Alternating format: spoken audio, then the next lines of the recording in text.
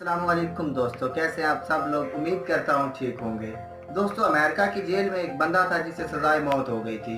उन्होंने उसे कहा कि हम तुम्हें बाकी लोगों की तरह फांसी देकर नहीं मारेंगे, बल्कि तुम्हें सांप से डसवाया जाएगा, इस तरह तुम्हें सजाए मौत दी जाएगी। अब वो जो बंदा था उसका ये तसव्वुर बन गया था, उसका ये तखय्युल था कि सांप ने मुझे डसना है और मैंने मर जाना है। दिन रात वो यही सोचता था। और एक दिन क्या हुआ जी, वक्त मुकर्रर आ गया और उसको एक मैदान में लाया गया जहाँ पे उसे सजाए मौत दी जानी थी। और उसके सामने एक सांप रखा गया और उसके बाद उसके सर पे मुंह पे उन्होंने मास्क चढ़ा दिया। उसके बाद उन्होंने सांप से नहीं डसवाया दोस्तों उसको, उन्होंने सिर्फ एक पिन, सुई जिसे कहते हैं, वो उसे यहाँ पे चबोई और वो बंदा उसी सुई से मर गया। क्योंकि उसके ज़हन में ये था कि मुझे सांप ने डसना है और मैंने मर जाना है। और उसके सामने सांप था, उसको यही लगा कि मुझे सांप ने डस लिया और वो इस डर से ही मर गया। तो ये होती है इंसान की नफ्सियात। इसी तरह नाजरीन, एक मौलवी साहब थे, वो मदरसे में पढ़ाया करते थे।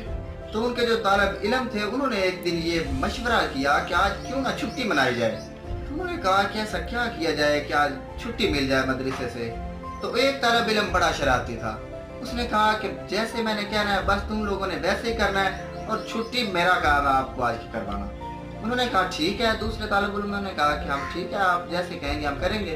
तो उसने कहा जब मौलवी साहब आए ना तो सब ने सिर्फ इतना कहना है कि मौलवी साहब आज आपकी तबीयत ठीक नहीं लग रही। तो उन्होंने ऐसे किया। जब मौलवी साहब आए तो पहला लड़का उसने सलाम लिया और कहा मौलवी साहब क्या बात है, आज आप कुछ ठीक नहीं लग रहे। तो उन्होंने कहा दफ़ा हो जाओ, मैं ठीक ठाक हूँ, अभी घर से आया हूँ।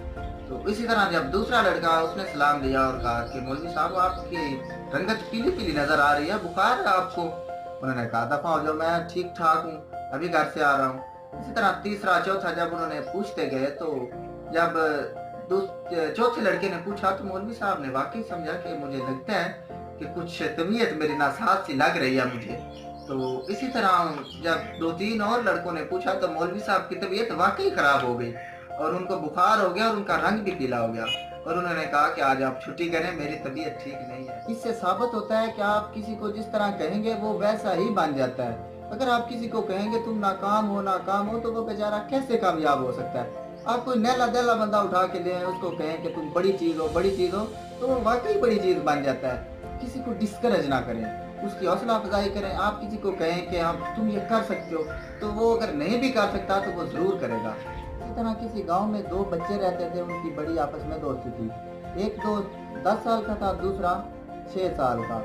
मिलकर खेला करते, मिलकर खाना खाते, बड़ी उनकी दोस्ती थी। एक दिन दोनों दोस्त खेलते खेलते गांव से बाहर चले गए और वहाँ पे खेलते हुए उनको पता नहीं चला और जो बड़ा बच्चा था 10 साल का वो कुएं में गिर गया।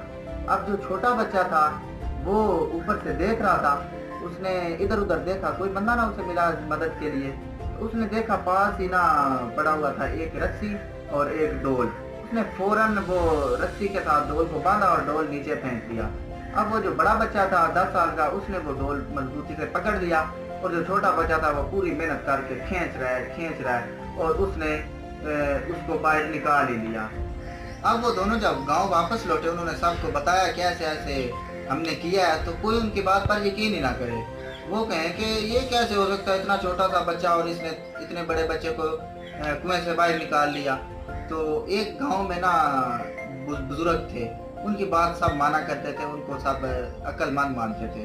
तो उन्होंने कहा कि ये बच्चे सच कह रहे हैं, मैं इनकी बात मानता हूँ। तो उन्होंने कहा कि ये कैसे हो सकता है, आप क्यों ऐसे कह रहे हैं। उन्होंने कहा ये ऐसे हो सकता है कि जब ये बच्चा उसको निकाल रहा था तो उसे बताने वाला पास कोई नहीं था कि तुम ये नहीं कर सकते, इसलिए इसने ये कर लिया और उसने उसको बाहर निकाल लिया। इसलिए किसी को डिस्करेज ना किया करें।